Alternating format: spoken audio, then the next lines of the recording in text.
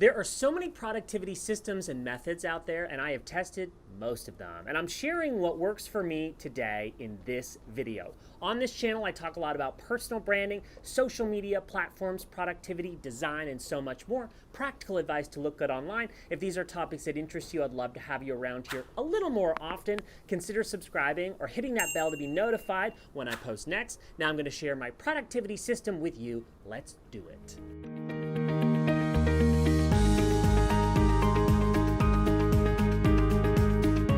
Today I'm in Tulum, and I got the idea for this video recently after sharing a carousel on Instagram called 5 Steps to Go from Idea to Action.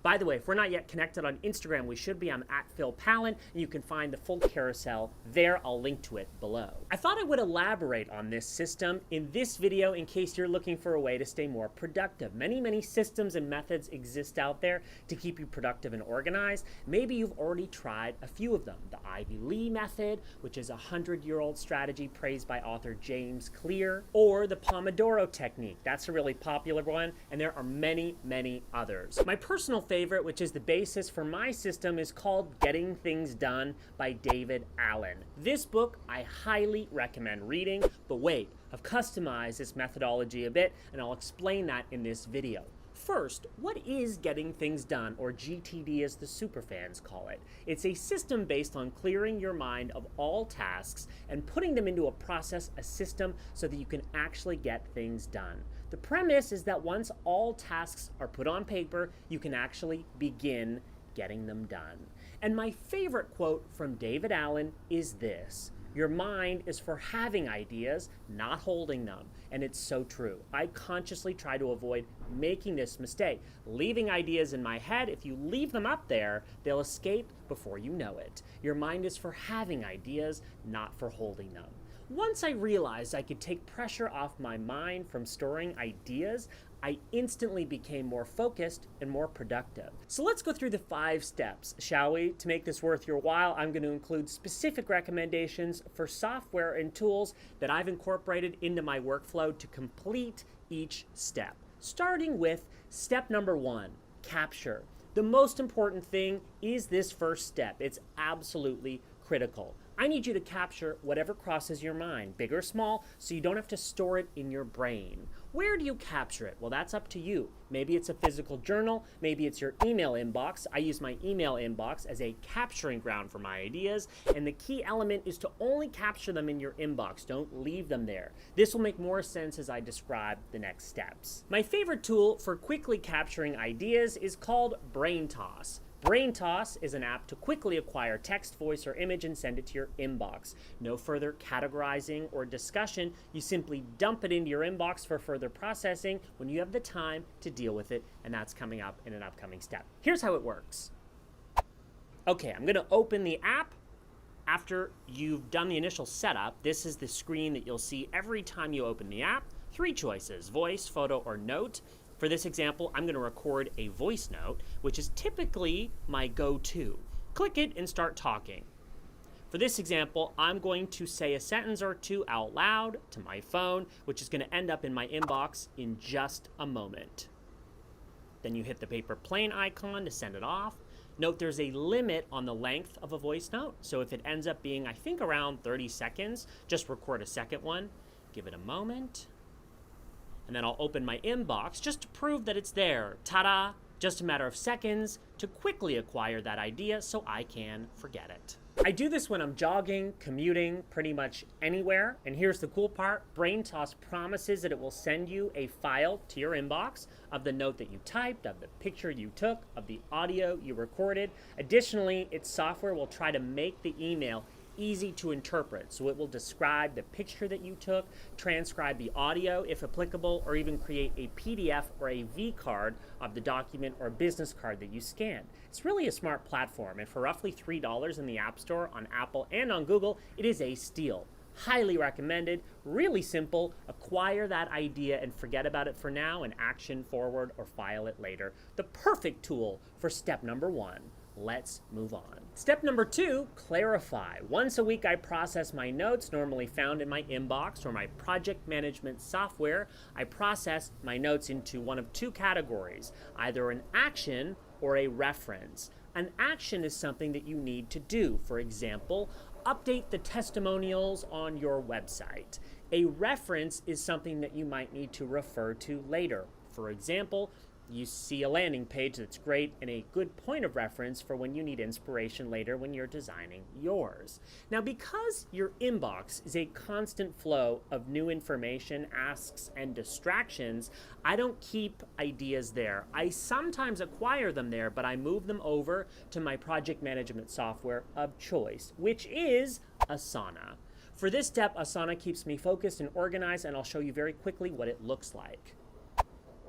Opening the app, albeit a little bit disorganized right in this moment, you'll see my tasks under tasks, and I make sure at least once a week I organize this to ensure I don't miss important deadlines. Projects will organize your tasks into folders, in this case by client, and inbox is where you can communicate with other members of your team. Now, I've tried a lot of project management tools, and Asana is definitely my favorite. I've included a link below if you want to sign up and check out Asana for yourself. Our organization runs completely on this tool, and I love it. Let's move on. Step number 3, organize. Clearly, after you saw a peek into my Asana right now, I need to finish filming this video and spend some time on this step. Organizing means putting everything into a logical flow and putting a due date on every action. If you don't put a due date on it, chances are it won't get done. Trust me, I know, I've learned. Actions need due dates, and references need to be saved somewhere safe. Once there's a due date attached to an action, you can forget about everything ahead and just focus on the now.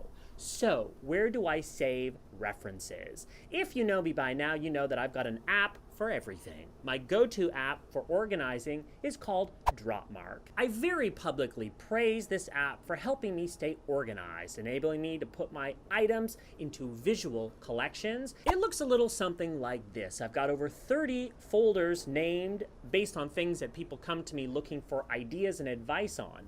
Brand positioning, brand identity, website design, and a bunch of other stuff.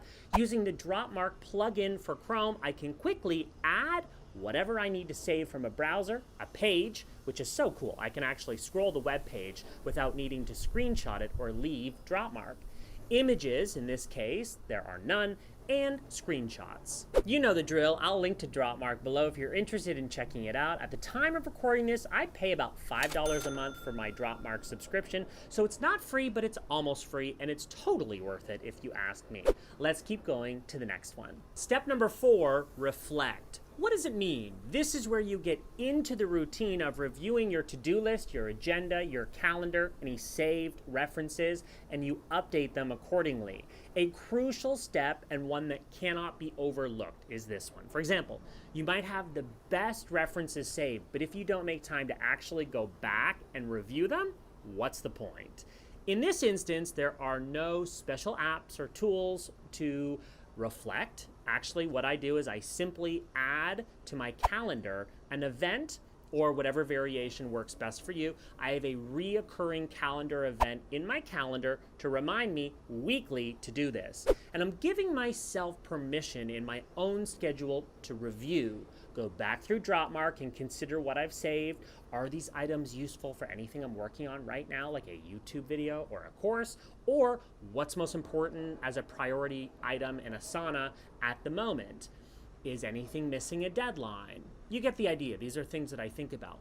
No special app for this, just permission for yourself to spend time reflecting and do it routinely. It's an essential part of this process. Finally, we have arrived at the last step of this process, and it is called step number 5, engage. In other words, do. Get it done. And remember, you decide what's most important on your to-do list. It's essential that you follow the system that you've built for yourself and you don't let anything derail you from your prioritized tasks. Otherwise, you're not going to be that productive. If something unexpected is going to take longer than 2 minutes to resolve, put it in your queue with a due date. That's a good practice. That's what David Allen recommends, and that's exactly what you should do.